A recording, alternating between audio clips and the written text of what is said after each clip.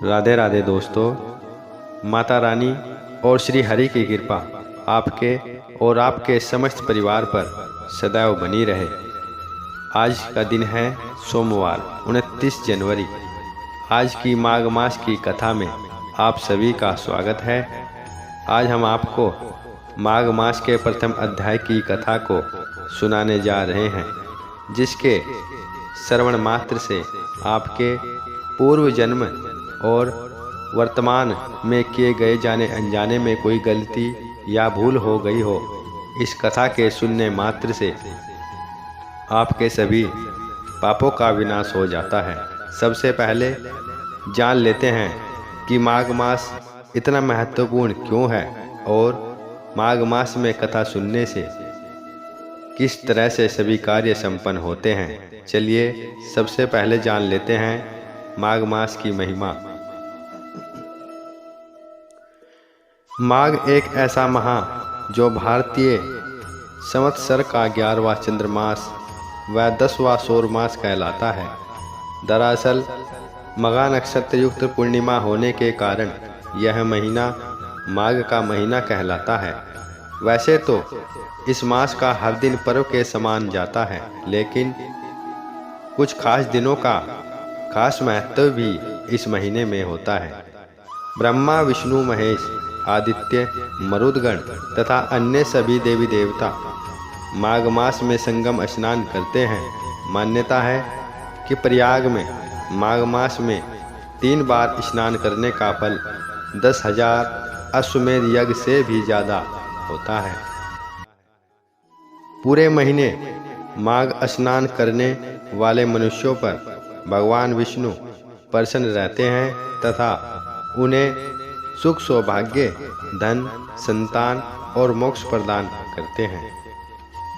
प्रिय भक्तगणों, माघ मास का महात्म्य आपको बताया गया।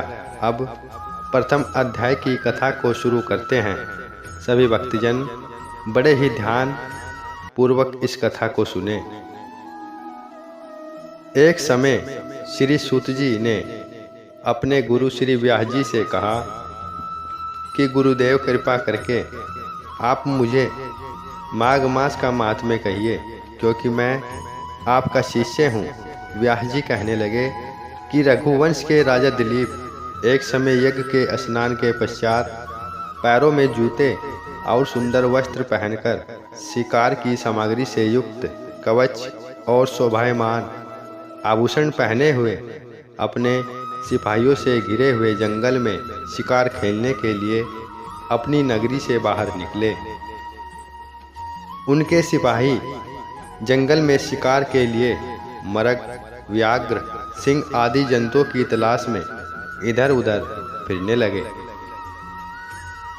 उस वन में वन स्थली अत्यंत शोभा को प्राप्त हो रही थी। कहीं कहीं मृगों के झुंड फिरते थे, कहीं गीदड़ अपना भयंकर शब्द कर रहे थे, कहीं हिरण का समूह हाथियों के समान फिर रहा था, कहीं वृक्षों के कोटरों में बैठे हुए उल्लू अपना भयानक शब्द कर रहे थे, कहीं सिंहों के पदचिन्हों के साथ घायल मृगों के रक्त से भूमि लाल हो रही थी, कहीं दूध से भरी थनों वाली सुंदर भैंसें फिर रही थी और कहीं पर सुगंधित पुष्प, हरी भरी लताएं वन की शोभा को बढ़ा रही थी। कहीं पर बड़े बड़े पेड़ खड़े हुए थे तो कहीं पर उन पेड़ों पर बड़े बड़े अजगर और उनकी किंचोलियां भी पड़ी हुई थी। उसी समय राजा के सिपाहियों के बाजे की आवाज़ सुनकर एक मृग वन में से निकलकर भागने लगा और बड़ी बड़ी चौकड़ियां भरता हुआ आगे बढ़ा। राजा ने उसके पीछे अपना घोड़ा दौड़ाया, परंतु मृग पूरी शक्ति से भागने लगा। मृग कांटेदार वृक्षों के एक जंगल में घुसा और राजा ने भी उसके पीछे वन में प्रवेश किया, परंतु दूर जाकर मृग राजा की दृष्टि से ओझल होकर निकल गया।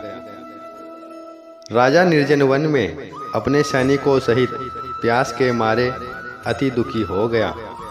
दोपहर के समय अधिक मार्ग चलने से सैनिक थक गए और घोड़े रुक गए। कुछ देर बाद राजा ने एक बड़ा भारी सुंदर सरोवर देखा जिसके किनारों पर घने वृक्ष थे। इसका जल सज्जनों के हृदय के समान स्वच्छ और पवित्र था। सरोवर का जल लहरों से बड़ा सुंदर लगता था। जल में अनेक प्रकार के जलीय जंतु, मछलियां आदि स्वच्छता से इधर-उधर फिर रही थी। दुष्टों के समान निर्दयी चित्त वाले मगरमच्छ भी थे। किसी किसी जगह लोभी के समान शिवाल भी पड़ी हुई थी।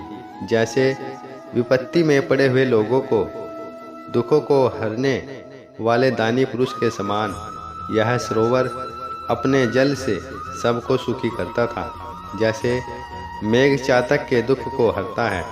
इस सरोवर को देखकर राजा की थकावट दूर हो गई। रात्रि को राजा ने वहीं विश्राम किया और सैनिक पहरा देने लगे और चारों तरफ फैल गए।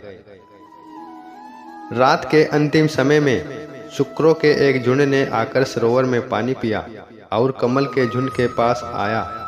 तब शिकारियों ने सावधान होकर शुक्रों पर आक्रमण किया और उनको मारकर पृथ्वी पर गिरा दिया। उस समय सब शिकारी कोलाहल करते हुए बड़ी प्रसन्नता के साथ राजा के पास गए और राजा प्रभात हुआ देखकर उनके साथ ही अपनी नगरी की तरफ चल पड़ा, जिसका शरीर तपस्या और नियमों के कारण बिल्कुल सूख गया था, जो मृगछाला और वल्कल पहने हुए था और नख, रोम तथा केश धारण किए हुए था।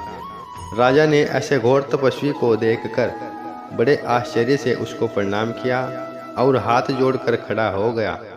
तपस्वी ने राजा से कहा कि हे राजन, इस पुण्य शुभ माघ में इस सरोवर को छोड़कर तुम यहाँ से क्यों जाने की इच्छा करते हो?